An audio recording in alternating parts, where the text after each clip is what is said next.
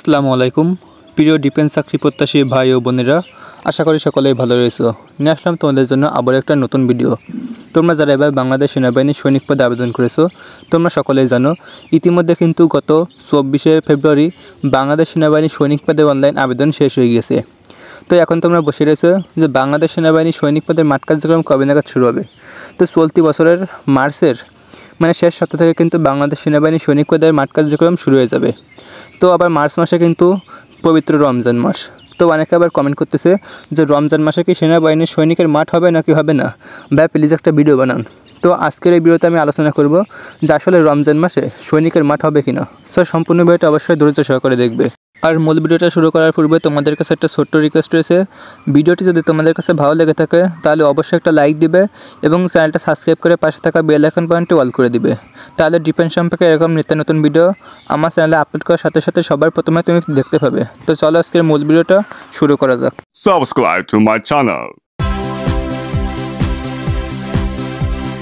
Guys, তোমরা যারা এবার বাংলাদেশ সেনাবাহিনীর সৈনিক পদে আবেদন করেছো, গত 24শে ফেব্রুয়ারি 2025 বাংলাদেশ সেনাবাহিনীর সৈনিক পদে অনলাইনে আবেদন প্রক্রিয়া শেষ হয়ে গিয়েছে।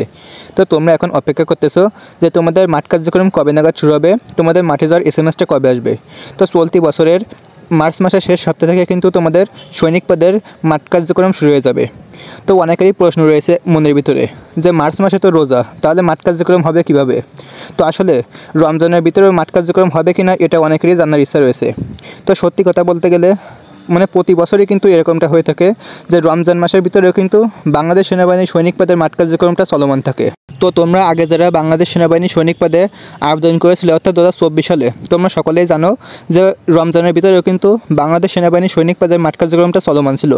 তো এবছরেও কিন্তু রমজানের ভিতরেও আশা করি যে 2 থেকে 3টা মাঠ হয়ে যাবে।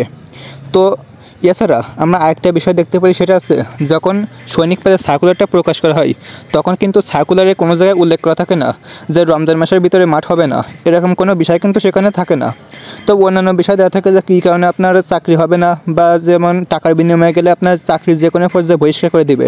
তো এরকম বিভিন্ন ডিটেলস সেখানে দেওয়া থাকে, কিন্তু রমজান উপলক্ষে কোনো ডিটেলস কিন্তু সেখানে দেওয়া থাকে না যে রমজান মাসের ভিতরে মাঠ হবে কি হবে না। তাদের যদি ইচ্ছা হয় বা তাদের যদি সুবিধা হয় যে রমজান মাসের ভিতরে মাঠ করবে, মাঠ কার্যক্রম চলমান থাকবে, তো তারা কিন্তু মাঠ কার্যক্রম চালাতে পারে। আর যদি তারা মনে করে যে রমজানের পরে মাঠ কার্যক্রমটা শুরু করবে তাহলে সেটাও করতে পারে। তো আমরা যে আপডেট নিউজটা পাইছি সেটা হচ্ছে চলতি বছরের মার্চের শেষ সপ্তাহে কিন্তু বাংলাদেশ সেনাবাহিনীর সৈনিক পদের মাঠ কার্যক্রমটা শুরু হয়ে যাবে। সো বুঝতেই পারতেছো যে রমজান মাসের ভিতরে কিন্তু 3 থেকে 4টা মাঠ হয়ে যাওয়ার সম্ভাবনা রয়েছে।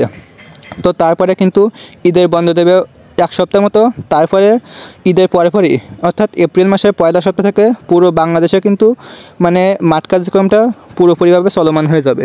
তো আশা করি পুরো বিষয়টা ক্লিয়ার বোঝাইতে পারছি। তো রমজান মাসের ভিতরে মাঠ কার্যক্রমটা হবে, এই নিয়ে তোমাদের কোনো সন্দেহ নেই। তো তোমরা যারা এখানে আবেদন করেছো তোমাদের এসএমএসটা আসলে কবে আসবে এসব বিষয়ে চিন্তা না করে তোমরা একটা বিষয় ভাববে যে মাঠের ইভেন্টগুলো কীভাবে কমপ্লিট করবে। যেমন প্রথমেই আপনার ওজন, উচ্চতা, বুকের মাপ, এই সকল বিষয় এটা যদি ফিটফাট থাকে তাহলে পরবর্তীতে লিখিত পরীক্ষা, ভাইভা পরীক্ষা, চূড়ান্ত মেডিকেল, তারপর শারীরিক যে ইভেন্টগুলো রয়েছে এই ইভেন্টগুলো কীভাবে কমপ্লিট করবে, এই সকল বিষয়ের দিকে তোমরা এখন মনোযোগ দাও। কারণ তোমাদের আবেদন যদি সঠিক হয়ে থাকে তাহলে অবশ্যই কিন্তু আজ না হয় কালকে তোমাদের এসএমএসটা অবশ্যই আসবে। তো মাঠ কীভাবে কার্যক্রমটা তোমরা পার হবে সকল ইভেন্ট, সেসব বিষয়ে এখন থেকে মনোযোগ দাও। তো আশা করি পুরো বিষয়টা ক্লিয়ার বোঝাতে পারছি। তো ভিডিওটি কেমন লাগলো অবশ্যই কমেন্ট বক্সে জানাবে। যদি ভিডিওটি তোমাদের কাছে ভালো লেগে থাকে তাহলে অবশ্যই ভিডিওতে একটা লাইক দিয়ে চ্যানেলটা সাবস্ক্রাইব করে পাশে থাকা বেল আইকন বাটনটি অল করে দিবে।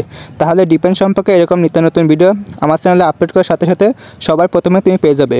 তো প্রিয় দর্শকবৃন্দরা, দেখা হবে পরবর্তী একটা নতুন ভিডিওতে। আসসালামু আলাইকুম। Subscribe to my channel.